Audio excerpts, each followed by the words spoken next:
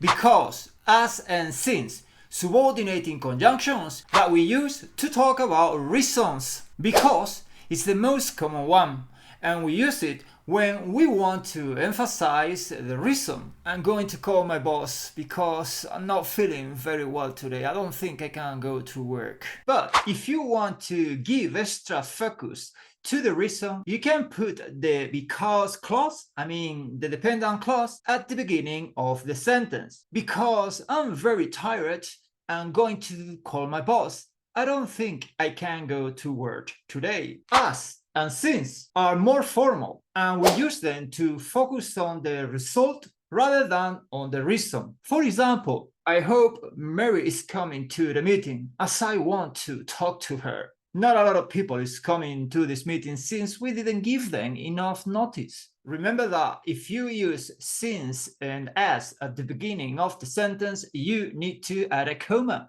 As these conjunctions are very useful to improve your spoken English, I think you should study them. Due to the fact that, so that, and in order that. More subordinating conjunctions that you can use to establish a relationship of cause and effect, reason, purpose. Let's see how we are supposed to use them. Due to the fact that focuses more on the reason why we do something, whereas so that and in order that focus more on the purpose of doing something. Let's see some examples. She couldn't attend the meeting due to the fact that she wasn't feeling well. In this example, we can clearly see that the reason why she didn't attend the meeting is because she wasn't feeling well. That is the explanation. Let's see some examples with the other two, so that and in order that.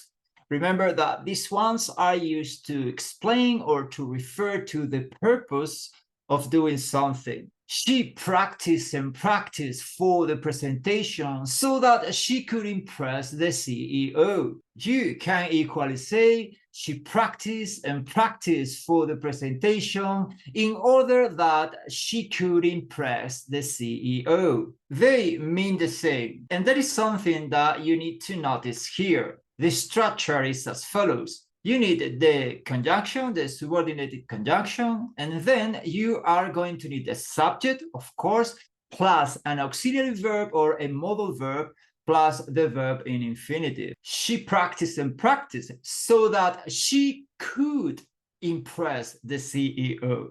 She practiced and practiced in order that she could impress the CEO. Remember, you need to use an auxiliary verb after the subject.